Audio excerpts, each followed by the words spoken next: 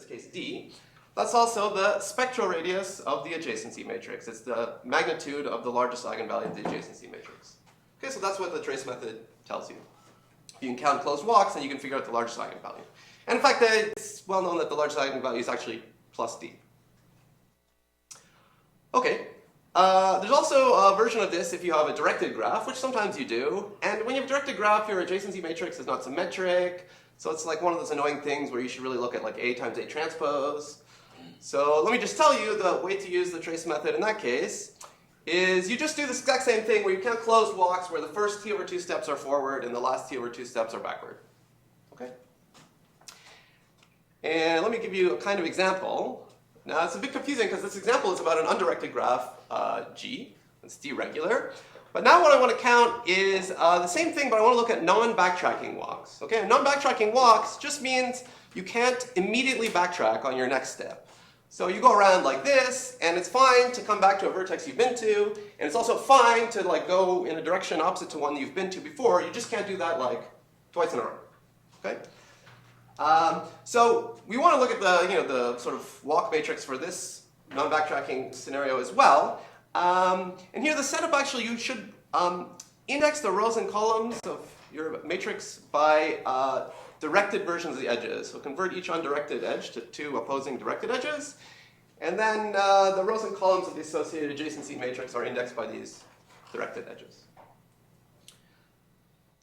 Okay, so now I'm going to ask you the same question. Pick any edge E. And how many walks are there that are closed of length t, where the first t over 2 steps are forward and the last t over 2 steps are backward? Actually, it's not a big deal because in the undirected graph setting, whenever you have an edge, you also have the reverse. It's d minus 1 to the t. Very good. It's d minus 1 to the t. It's basically the same scenario. You basically walk freely, essentially, for t steps, except that every choice you only have d minus 1. Except you only have d minus 1 choices because you're not allowed to immediately walk back to where you were before. Okay, so a trace method therefore tells you that for the non-backtracking matrix associated to this walk, the largest eigenvalue in magnitude is always going to be d minus 1. Good? Okay, now I'm going to throw a little bit of a curveball at you. I want to do this all again, but for this great deregular graph, the deregular infinite tree, which is a cool graph. It's deregular, but it has no cycles. I can only draw part of it here, of course. Good. So now I want to ask you, fix some edge again, like this one. I want to ask you to count how many non-backtracking walks are there of length t, where you're basically allowed to reverse one time in the middle. It's asymptotic to what? D minus 1 to the t over 2. Oh, very good. I'm glad I woke you up at the beginning. You're feeding me all the great answers. Yeah, it's d minus 1 to the t over 2 because there's no cycles. So you can't just like walk arbitrarily for most of the steps and then be like, oh, now hop back home. It's an infinite graph. Basically, you can walk, you're obliged to walk t over 2 steps out, and then you must return directly back home. So you have d minus 1 to the t over 2 possibilities, basically. So the base of the exponent now is square root d minus 1. And that tells you that when you properly define what it means, the non-backtracking operator for walks on the infinite deregular graph, its spectral radius is square root d minus 1, which is smaller. Okay. Now the last thing I want to say, let me just add, and this is going to recur eventually in the talk. The key thing that caused this to go down to square root was the fact that the closed walks here have to go over every edge twice. You have to retrace your steps. So you kind of only have half the choices you normally would have. Okay, now you might say, but wait, when I just start talking about all this non-backtracking stuff, I always care about the adjacency matrix, which is fine. The reason I started talking about the non-backtracking stuff is it makes the counting real easy. Like if I asked you how many closed walks are there of the normal type in this tree, yeah, it's like a combinatorics problem. You have to think for a while, so you can go and come back and go and do various things. But it's trivial to count the non-backtracking walks. So that's convenient. But if you want to know about the adjacency matrix, the original one, then you're in luck. Because there's this thing called the Iharas formula, which the first several times I heard about it, it seemed mysterious, and then you see the proof, and it's some opaque thing. But then I learned it's actually very easy. The proof is trivial, and I'll just tell you what it says. It just gives you a dictionary that lets you map between the eigenvalues of a non-backtracking matrix and the adjacency matrix. And it just says this, beta is an eigenvalue of this one, if and only if this number is an eigenvalue of A. And also, like B has like a bunch of eigenvalues of plus or minus 1. But never mind about that. And the proof is really easy. Like, I don't know, like, how do you prove it? You take an eigenvector for A that has this eigenvalue. That gives you a labeling of the vertices with real numbers. And now you need like a labeling of the edges with numbers, and you just take the difference of the endpoint labelings. And then you just calculate that this is the eigenvalue. So does that mean that A equals B plus D over 1 times B inverse? The way you normally see it stated is about like the determinant of like identity minus lambda B equals determinant of some quadratic in lambda involving A. Yeah. Good. So this just tells you, I mean, if you know the eigenvalues of one, you know the eigenvalues of the other, and so it's easy. And let me do kind of a little example. We saw that if you have a finite irregular graph, the maximum eigenvalue is D minus 1. So then you just plug that in, D minus 1 plus D minus 1 over D minus 1 is D. So that's all consistent that, you know, with our knowledge that you have this eigenvalue of D in a deregular graph for the adjacency matrix. On the other hand, in like the infinite deregular tree, we saw the maximum eigenvalue of the non-backtracking operator was root D minus 1. You plug that in, root D minus 1, D minus 1, you get this famous number 2 root D minus 1. And this is indeed the maximum eigenvalue of the infinite deregular tree, and it plays an important role in the theory of Ramanujan graphs, which is what I'm going to talk about. Yeah? So the matrix B, it's not n by n, right? It also has the edges there? Correct. Actually, the matrix B is 2m by 2m, where m is the number of edges. You work on the edges and not on the vertices. Yeah, because to set it up so that you can properly set up this story that you're not allowed to backtrack, you really have to make the walk on the directed edges. Yeah. So this translates the eigenvalues or the eigenvectors? I didn't look into it, but I think the proofs do tell you how to translate the eigenvectors as well. I know for sure in one direction, I didn't check the other direction because I know for sure in one direction, like to prove this, you just take an eigenvector that has this eigenvalue and do this trivial transformation to get the eigenvector with the associated eigenvalue here. Is bigger, right? So it should have one. Yeah. That's m minus n. But it has Yeah, this is like, yeah, this has n eigenvalues, Yeah. and this has 2m eigenvalues. And so the difference, each one, this is quadratic, so like each one here gives you 2 here, and then this is the remainder. Okay. So m minus n of each one, plus and minus. Yeah, exactly. Okay, that's the end of that, and now I'll move on to the main topic, which is closely related in the sense that, well, here's the first slide of the main topic.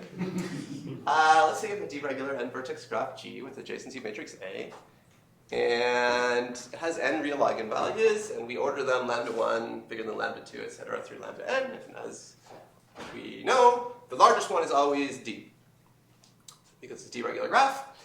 And so in the theory of expander graphs and so forth, it's common to write lambda for the maximum absolute eigenvalue, excluding the trivial one that's always D. So kind of like the spectral radius of A, if you can ignore that trivial eigenvalue, which is always D. And hopefully, probably you know that in general for graphs, the smaller this number, lambda, is, the better an expander it is. Okay. I should mention it's also just the maximum of lambda 2 and the negative of lambda n. Okay, so always in computer science, we're motivated to make things more optimal and bigger, or smaller in this case, smaller and better. Right, so we can ask about trying to find graphs, deregular graphs with this lambda parameter as small as possible.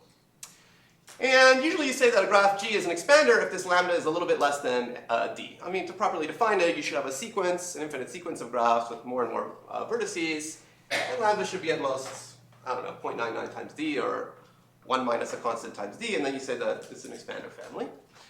But you can try to be more ambitious. You know, you can say, oh, can I get this at most 0.5 times D? Can I get it at most 0.1 times D? Can I get it at most D to the 0.9? Can I get it at most D to the 0.6? Can I get it at most D to the 0.5? Well, the last one, though, you cannot. So there's some limit to how low lambda can be for a deregular graph. And it's given by the Alon-Papana bound from 1986. And it says exactly this. The smallest, for a deregular graph, the smallest this second largest eigenvalue can ever be is 2 root D minus 1. Not a coincidence that it's related to that infinite tree spectral radius, minus the little of 1 with respect to n. So for example, if you take D to be 10, so 2 root D minus 1 is 6, Alon Bapana tells you there's literally only finitely many graphs up to isomorphism whose second largest eigenvalue is smaller than 5.999. Okay, but how about smaller than 6? So, yeah, here's a question. Are there infinitely many 10 regular graphs whose second largest eigenvalue is at most 6? And I'm going to give you a few answers to this question, kind of reviewing past work as we go along. Okay, answer 1, due to Lubotsky, Phillips, Sarnak in 88, independently and simultaneously Margulis, and implicitly by Ihara in 66 is, yes, if 10 minus 1 is a prime. Well, So yes. So yes, yeah. Okay, of course 10 minus 1 is not a prime, but in general, for deregular graphs, if d minus 1 is a prime, then there are infinitely many, they show there exists infinitely many graphs whose second largest eigenvalue is at most 2 times root d minus 1. And Lubotsky, Phillips, and Sarnak gave them a fanciful name, which is not a very logical name, but anyway, they called them Ramanujan graphs. They call any graph a Ramanujan graph if it's deregular and its second largest eigenvalue is at most 2 root d minus 1. Okay, so they showed the existence of infinitely many such graphs when d minus 1 is a prime. And then later, Why did they call them Ramanujan graphs? the key technical tool they used was the resolution of some number theoretic conjectures made by Pedersen. And also, a special case was conjectured by Ramanujan. Okay, thank you. Yeah. Thank you. Good. So yeah, they use some heavy-duty number theory, and Pedersen is not the same Pedersen of the Pedersen graph. no, it has more S's and more E's. This Pedersen. Why? They call it the Pedersen graph. Yeah. This was the Peterson graph on the earlier slide, by the way, just drawn in a funny way. And you know us, like we're always like, do you really need a prime? Like, isn't a prime power enough? And indeed it is. It's actually, you know, really whenever you have a finite field of size d minus 1, Morgenstern in a very nice paper generalizes construction. So the answer to this question is yes, whenever d minus 1 is a prime power. Now, expanders have many uses in computer science. I probably don't need to tell you. And usually when you use them, like for derandomization or coding theory or whatnot, you want them to be explicit. You don't just want them to be to exist. And this work shows that they're explicit, which I will take to mean that the graph on n vertices is computable in deterministic poly-n type. Now, for some applications, the derandomization-based applications, you may want an even stronger notion, which is strongly explicit. Which basically means that a 2 to the n size expander graph is computable in deterministic poly-n time. Of course, it doesn't mean you write down the graph. It means, let's say, in deterministic poly-n time, you write down a Boolean circuit that takes as input the name of a vertex and a number between 1 and d, and it outputs the name of the ith neighbor of that vertex. And Morgenstern's result is strongly explicit, so it's super great. Great, so everything is as awesome as you could imagine when d minus 1 is a prime power. And I guess automatically this means that if you wanted like if you didn't care about the factor 2, then you could always kind of go to the nearest power of 2 or something like that. And, I'll mention that. It's not quite, because you have to understand how you can like naively increase the degree of a graph without making its eigenvalues too much worse. I'll say something about that shortly though. Okay, so of course, then I'm like, oh, well, I'll just choose the first number where there's no finite field, 6, and ask, oh, are there infinitely many 7 regular graphs with second largest eigenvalue at most 2 root 6? Spoiler, actually, the answer is it's unknown. But there are many answers to this question of the form almost, which I will now tell you about. And I will not do it in historical order. So let me start by saying Marcus Spielman and Srivastava in 2015 showed that the answer is yes if you only want to bound lambda 2 by 2 root 6, but not if you also want to simultaneously say all the eigenvalues in magnitude are this small. In particular, their graphs are bipartite expander graphs, and so they always, it's obligatory for such graphs to have smallest eigenvalue negative d. Okay, so for some applications, it's perfectly fine, maybe even desirable to have a bipartite expander graph, like especially error correcting code applications. But other applications, you really want all the eigenvalues bounded in magnitude by some small number. For example, if you want to use the expander mixing lemma, you need really all the eigenvalues bounded away from D in magnitude. So their proof was completely existential, but then luckily, or happily, Michael Cohn showed that these graphs can be made explicit. Not strongly explicit, but explicit. Okay, so that was great. Now, what if you're a real stickler and you want, sort of proper Ramanujan graphs, not bipartite ones, where all the eigenvalues except for the trivial one are small in magnitude? Well, there's a different answer of the form almost, coming from this famous theorem of Friedman, Joel Friedman, proving Alon's conjecture from 2008, and it was simplified recently by Bordenov.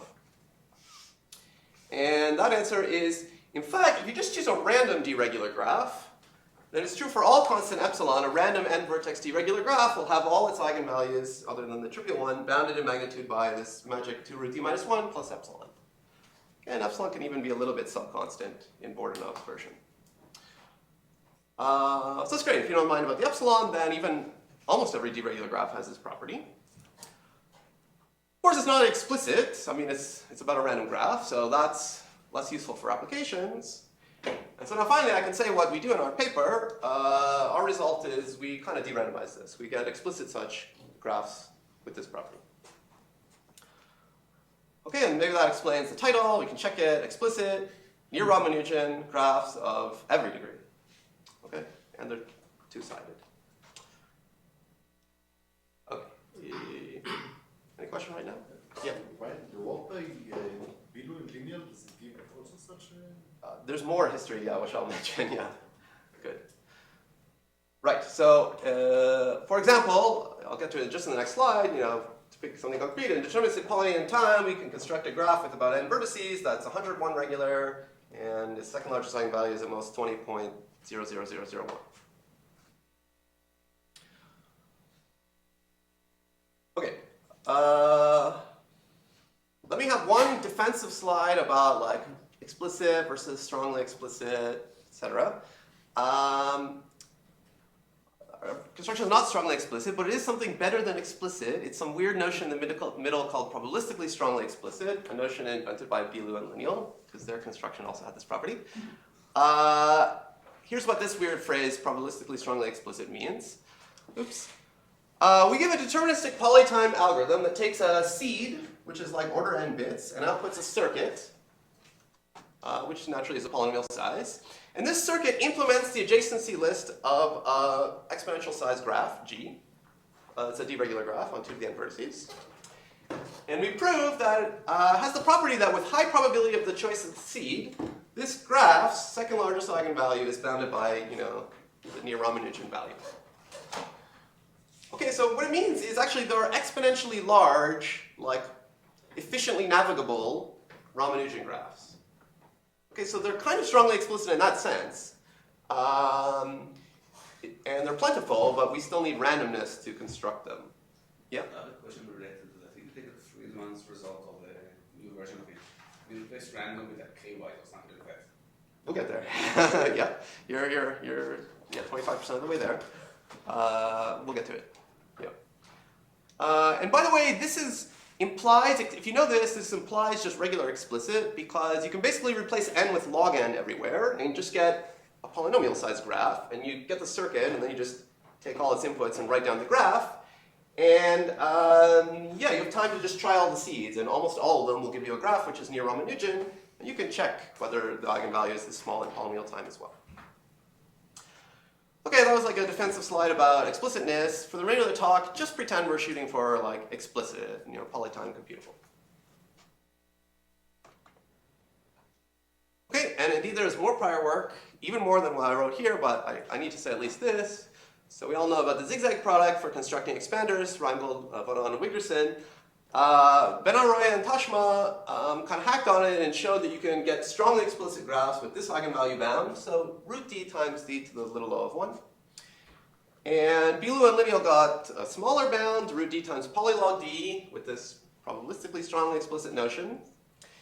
And then using the idea that Boaz mentioned, Chawabo and Murty kind of pointed this out. Let's say you want like a 7 regular expander, and you're like, oh, I don't know how to do it. Well, you can take a 6 regular expander, which exists by Lubotsky, Phillips, Sarnak, Margulis. And now you need to increase the regularity by 1. You can just add an arbitrary matching. And they show that that makes the eigenvalue go up by, at most, +1. So basically, you just need to like find a slightly smaller prime and then bump up by 1. So if you assume some conjecture about the density of primes, you can get 2 root d minus 1 plus order log squared d. So if you're not willing to make any unproven assumptions, then what's the best bound you get by that approach? I guess the smallest gap between primes would be d to the 0.525. Yeah, it's like it's d to the 0.5 plus epsilon under Riemann hypothesis and stuff like that. But it will be another square to it? Or so it doesn't really square? Yeah, it's actually bigger than the, like, it's the error in that case is like bigger than the target. Yes. So it's a little bit worse than the previous two. Yeah. Yeah, but I thought it's inside. Okay, so now I will tell you about our work. So it's kind of like this. I mean, you have this statement, the Friedman theorem. A random graph has this bound on its eigenvalues with high probability, and you want to de-randomize it. Okay. So Friedman's paper is like 100 pages long. It's on video. I'm not going to lie to you. I've looked at it, but I didn't try to read it really. But then there's Bordanov's paper, which is simpler, but still not trivial. It's all like 30 pages long. And I guess this is going to be like a humble brag, but it's just like a statement of neutral fact. I understand like 70% of Bordanov's paper, which is fine. So I don't understand exactly how the theorem is proved, some of it, yeah. In particular, your work implies a new proof of that? No. No? No. Okay. But here's the thing, and it gets to, I think, Shahar's question. If you have like 10% understanding of Bordanov, or if you just like kind of look at it and you're like, I'm going to sort of try to take this as a black box, and you're like, let me just try to use off-the-shelf standard tools to de-randomize it, then you'll see that you can get a de-randomization in like n to the log n time. And that 10% is included in the 70%? No. So like, like 8% of it is understanding like, so you know, he shows that like, okay, if you have a random graph, then this property holds and So this is a property black holds. box statement because the trace, right, with log n wise independent permutation, you'll get the trace to the power up to log n, and then Yes, it's close to it. Yeah, exactly. So I think you don't have maybe to understand any of it, right? Just the statement. Well, you have to understand a couple of things.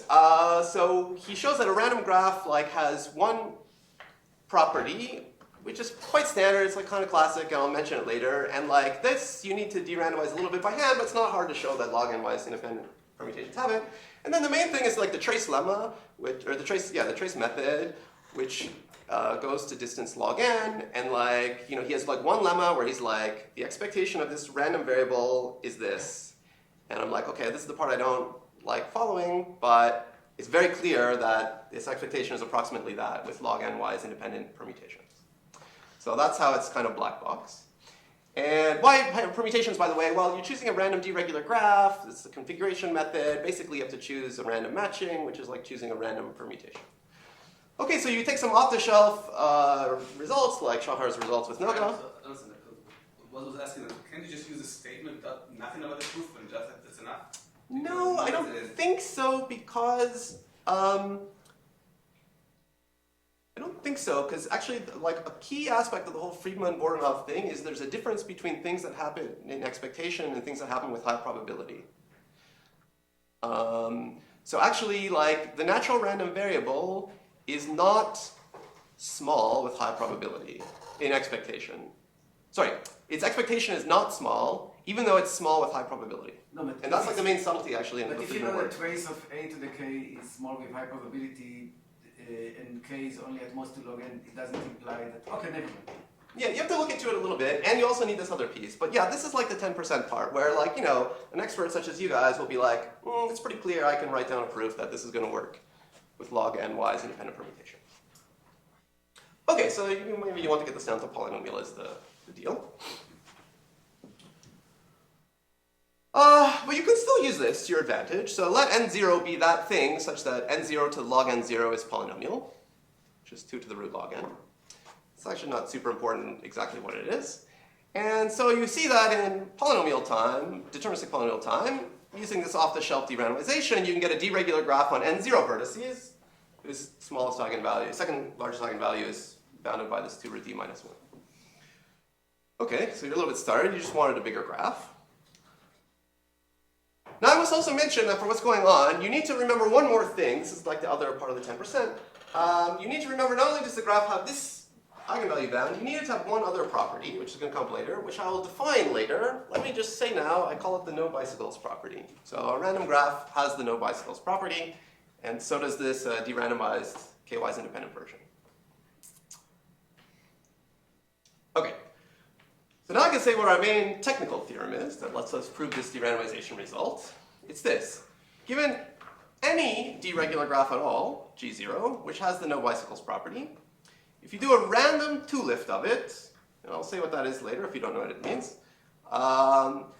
then, with high probability, the second largest eigenvalue of the random two-lift G2 has its maximum second largest eigenvalue at most that of the original graph, or 2 root d minus 1 plus epsilon, whichever is bigger.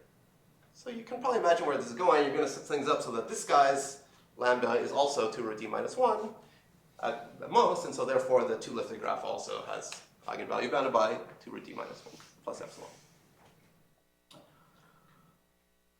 Okay, so once you have this technical theorem in place, it's going to be easy to finish the derandomization result. So here's some very basic facts if you don't know them about two-lifts. First of all, if your base graph is deregular, then so too is your two-lifted graph. That's good. And this two-lift doubles the number of vertices. That's good. So it takes your graph and makes it twice as big. It will also be very easy to see once I tell you what it means that if G0 has the no bicycles property, then G2 also has the no bicycles property. The no bicycles property is something about like lacking small cycles. And if you know this, if you have like a lifted graph, any cycle in it projects down to a cycle in the base graph of the same length. So if the smaller one lacks cycles, then so does the larger one. What?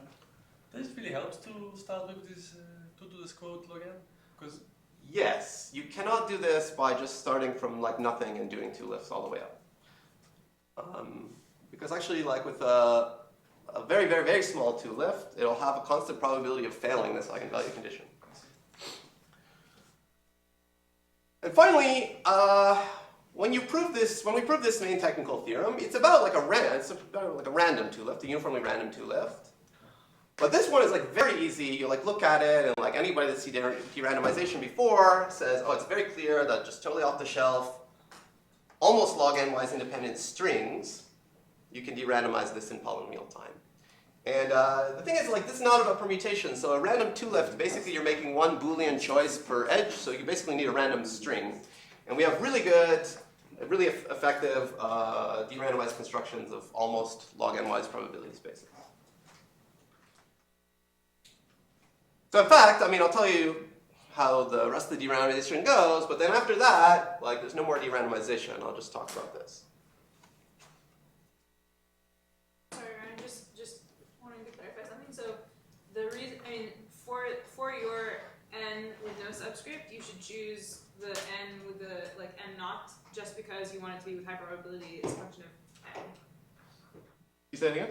Like I start at n sub 0 Yeah. size because I want in the end to turn out with something that, with high probability as a function of n isn't. Is Ramanujan? Let me save this slide and then I'll come back to you. Yeah, so the plan is, you start by weakly using this like off-the-shelf weak derandomization Bordanov, and in deterministic polynomial time, you construct a deregular graph on like 2 to the root log n vertices that also has the no bicycles property, and its second largest eigenvalue is appropriately bounded. And then you just repeatedly use the derandomized version of this result. So you just use that in polynomial time. You can find a two-lift that is deregular, has twice as many vertices, it still has the no bicycles property, so you can continue. And its second largest eigenvalue is also bounded. And then you just do this as many times as you want until you have an n vertex graph. Let me just, does that? So maybe rephrasing Tzli's question is basically n0 needs to be at most 2 to the O square root log n, so you can run in polynomial time, and it needs to be at least big enough so that you can do a union bound of all the probabilities of failure along these steps, and the only reason it needs to be big is for making the probability of failure being small. No. So all these steps are deterministic. There's no failure. The reason that you don't start from nothing is because you need to get like a graph that has this property, and the no bicycles property is another thing. So the no bicycles property is also about like lacking short cycles. So could I do like 2 to the cube root log n? Yes, this 2 to the root log n is not important. And actually it does get into this no bicycles thing.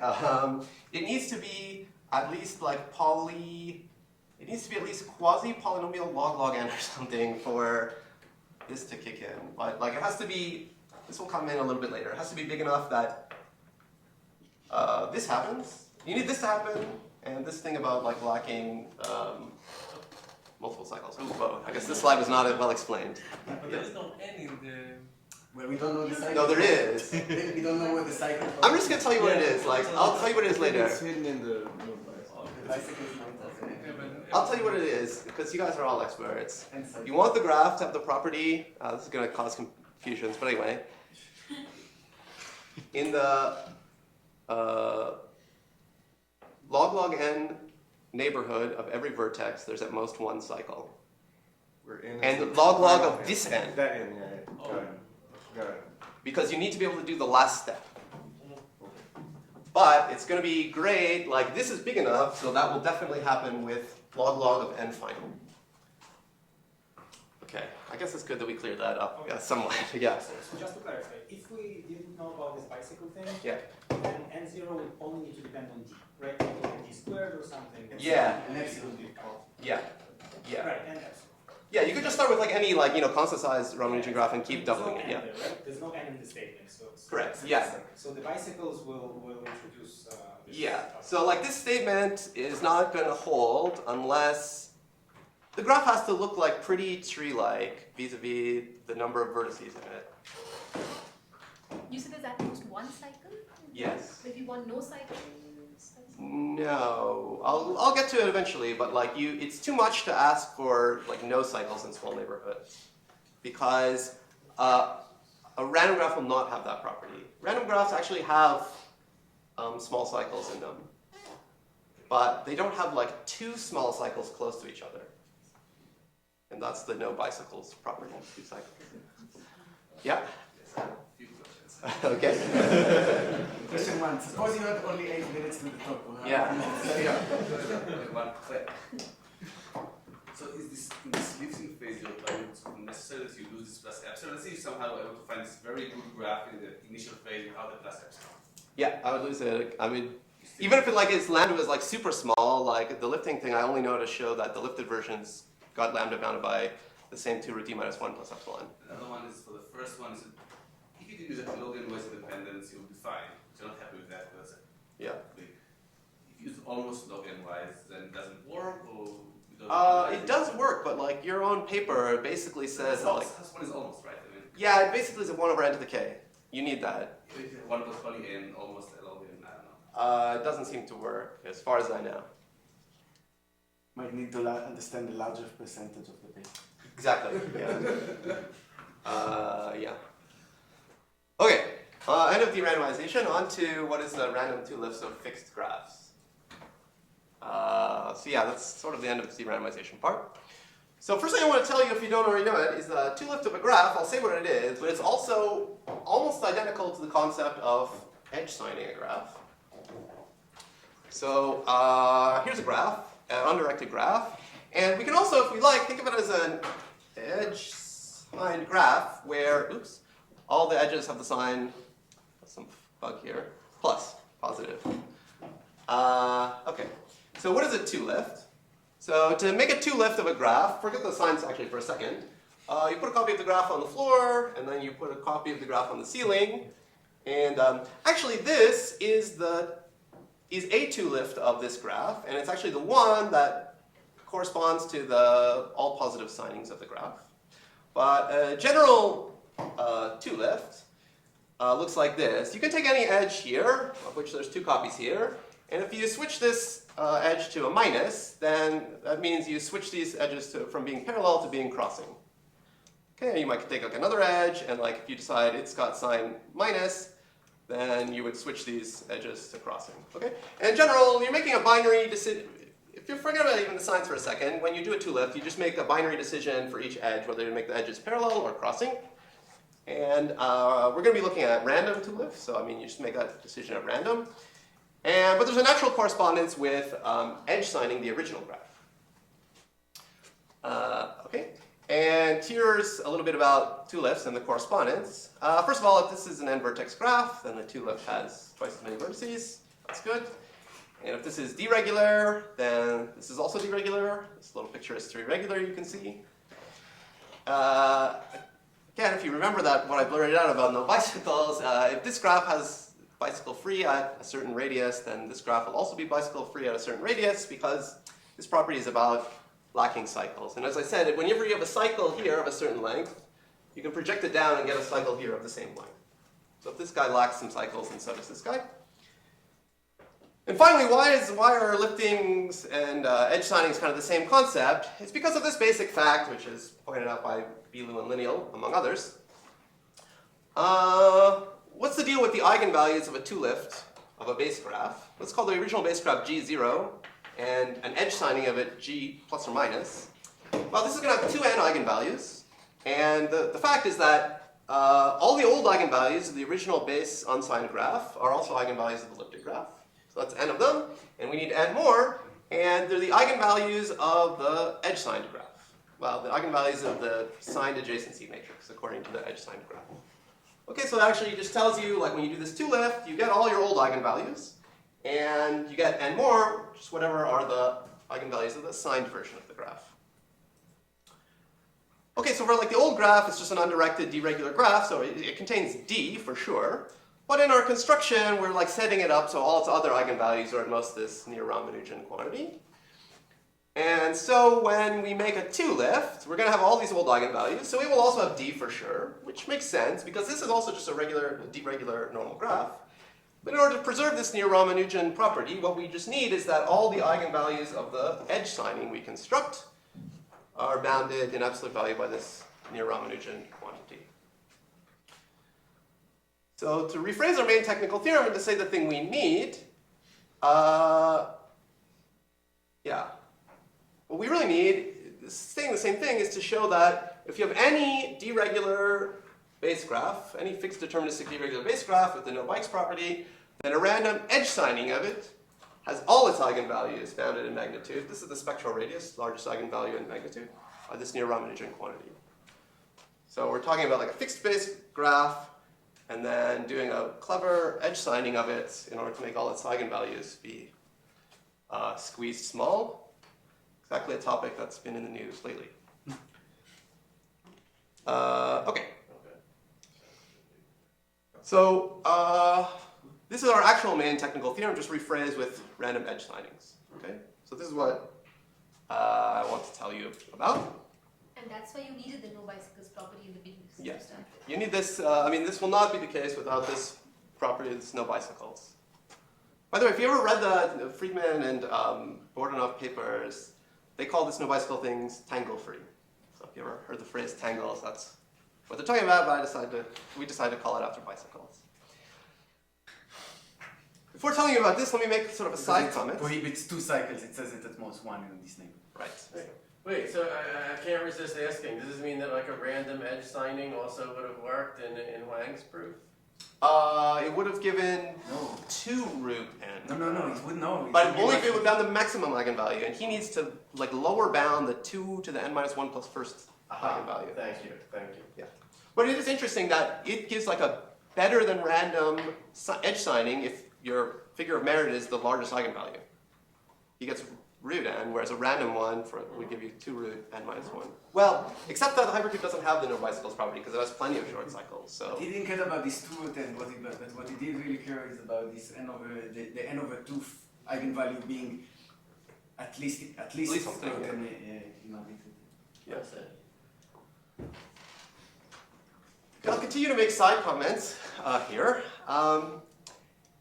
It's easy to show that a random deregular graph not only satisfies the no bicycles property, but like super satisfies it. as I'll say in a second, actually in a random deregular graph, every neighborhood of size close to log n has at most one cycle. It's not very hard to prove. And in particular, that means that if you take our theorem and use this observation, you get this corollary, that a random deregular graph with random edge signs has all its eigenvalues bounded in magnitude by this 2d-1 plus epsilon with high probability. And I kind of like just stating this corollary because it's very similar to Friedman's theorem. Friedman's theorem is like you don't put in random edge signs, and then as a consequence you have this like annoying eigenvalue d, and so he gets around. He says if you ignore that, then this holds. And some comments about this. First of all, it should not be considered a new theorem. Like Boronov did not prove this, but like I assure you, he could have proven it if anybody had asked him to prove it. It's also implicitly proved in a paper of mine with Tzliel and also in another paper with my co-authors, so it's definitely not like new. But like, if you're interested in this like Friedman, Boronov, random graph eigenvalue stuff, I humbly suggest you look at our paper because in particular, I think we give like a fairly clear overall proof of this in the content of our paper. And this will basically give you about the 70% of understanding of Boronov that I also have. So if you really want to read Boronov, I suggest this is like a good warm-up before you do it. In some sense, like the intuition could be that the only difference between random edge signs and all plus signs should be this trivial eigenvalue. So one could hope that perhaps this also could actually lead to a proof of the... Yeah, I mean, the Boronov thing? Yeah, I mean, it's kind of clear actually the gap. I mean, as you'll eventually see, like with random edge signs, you have these like glorious random variables, which are like plus or minus 1, which is everybody's, I mean, it's definitely my favorite random variable. You know, when you don't have this and you have to center some random variable and you get some weird random variable, which is mean 0, but it's like, you know, a large value with some small probability and like a negative value near 0 with high probability, and it just becomes annoying, the calculations, but that's the 30%. Good. And I also mentioned sometimes in life, like you actually don't mind. Maybe you don't want these random edge signs. Like right now I'm working on some problem about max cut and sparse random graphs. And eigenvalues of sparse random graphs. And if I was working on 2lin or 2xor instead of max cut, then it's exactly as if you'd want the random edge signs. Okay.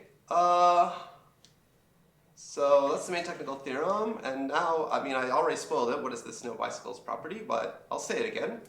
Define L to be log n. Let me ignore that. Then, as I said, it's the property that for every vertex, if you look at the neighborhood of radius log n, there's at most one cycle. So unicycles, okay. Trees, okay. So it looks like this. Every vertex, the neighborhood for quite some radius basically looks like a tree, except if you notice, there may be one cycle. Okay. And as I mentioned before, actually a random graph has this high property with high probability, even with a radius which is like anything like less than log n.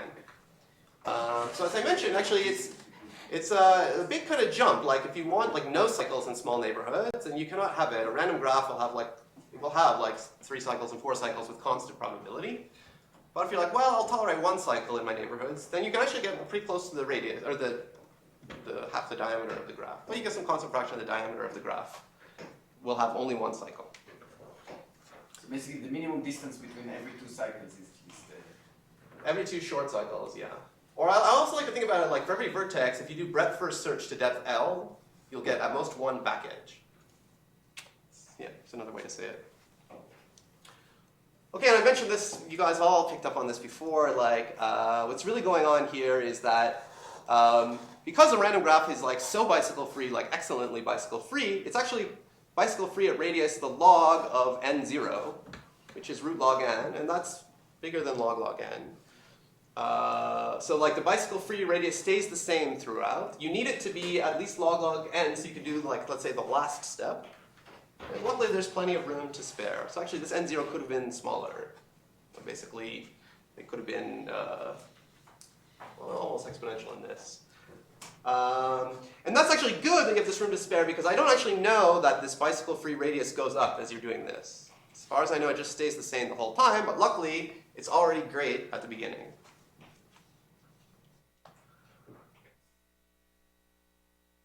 Okay, so yeah, finally, this is our main technical theorem. I can say it properly. You have a deregular n-vertex graph where every log n neighborhood has at most one cycle. You want to show that a random edge signing has its spectral radius basically bounded by 2 root d minus 1 with high probability.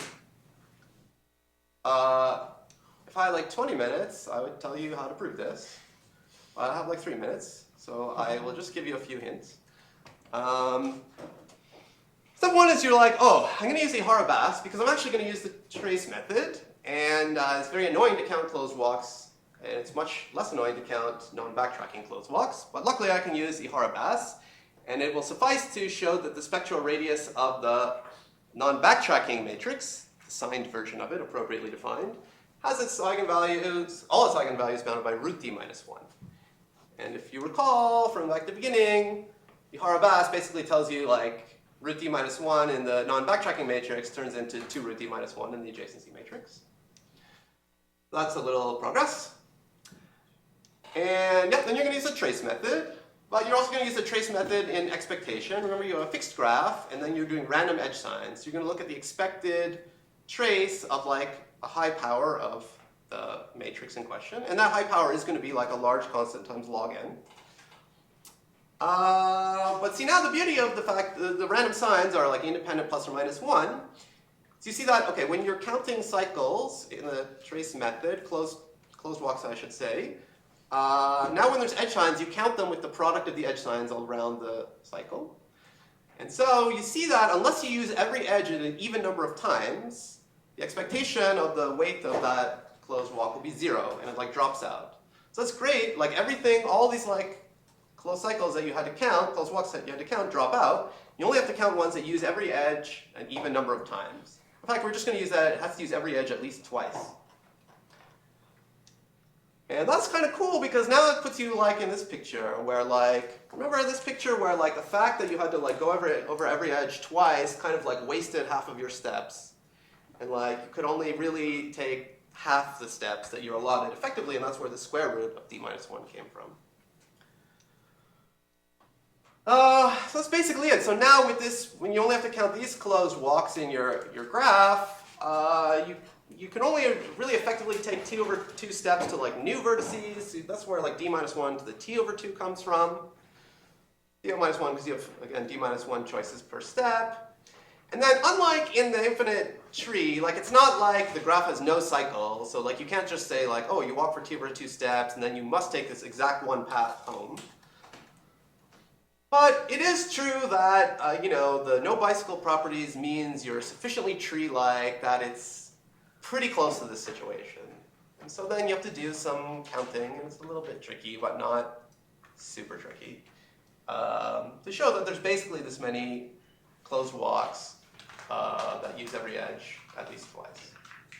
Why do you only have to look at log n size neighborhoods on this block?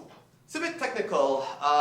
It depends. It's technically related to how the counting happens. So like, you're looking at closed walks of length a big constant times log n, and you're not bicycle free in that size of a neighborhood.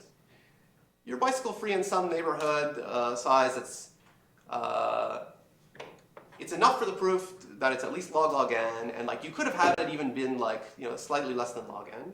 But the point is that you have to do the trace method kind of carefully. You like chop the log n length walk into, let's say, log n size chunks.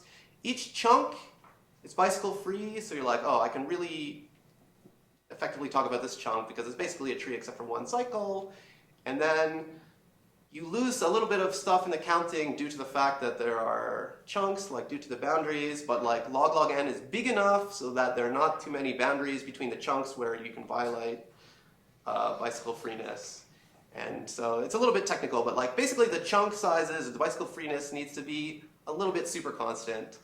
But you can't get it, it's not so easy that it's like the bicycle free radius is like bigger than the length of the trace method walks you're taking. Yeah? So why was it important to not to having, why was it in 1 cycle okay, but in 2 cycles not okay? 2 cycles will also, we didn't check it be okay. But it didn't seem to, it doesn't really help the argument because, as far as we can tell, because already just requiring at most one cycle, you can get this for super large neighborhoods, like almost the radius.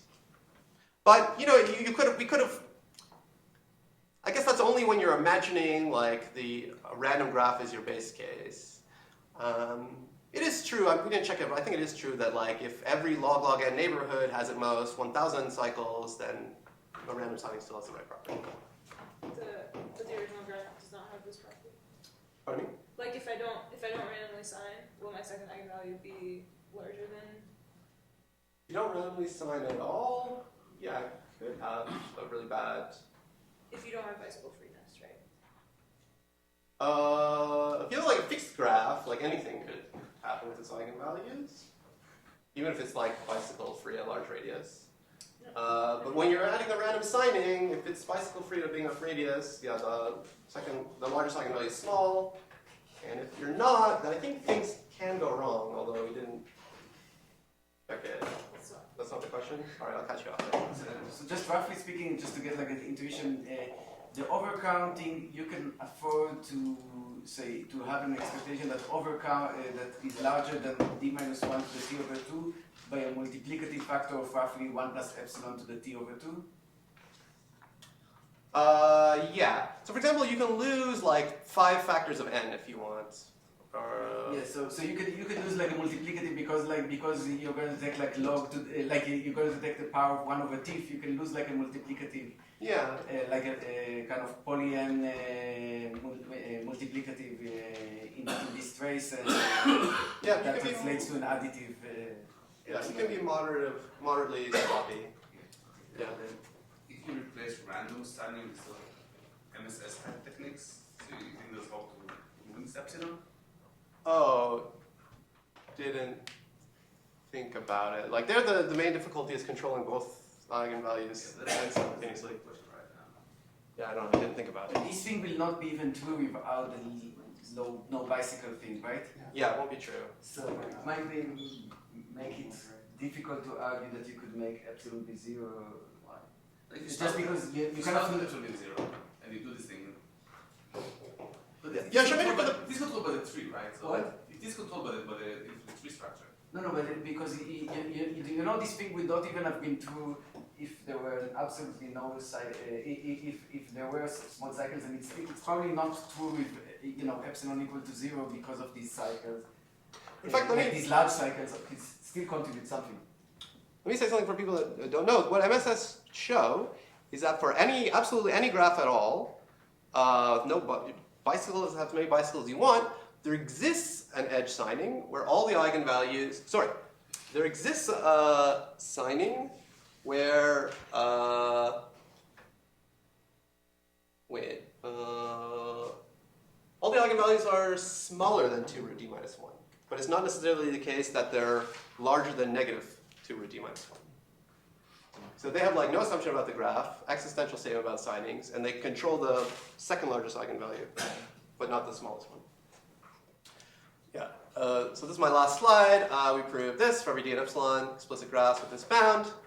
There's, in my opinion, an obvious open question, which is to get explicit near-Ramanujan quantum expanders. And I'll stop there. Thanks.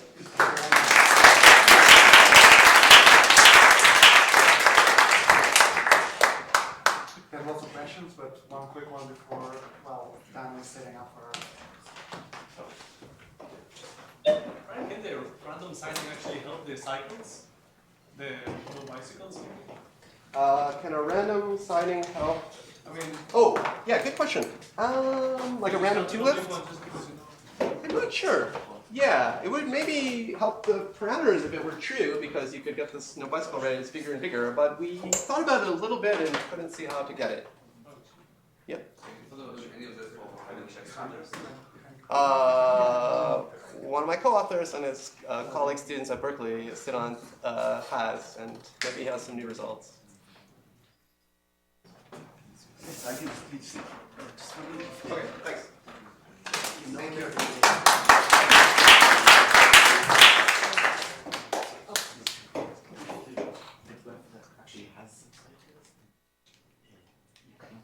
So you want to press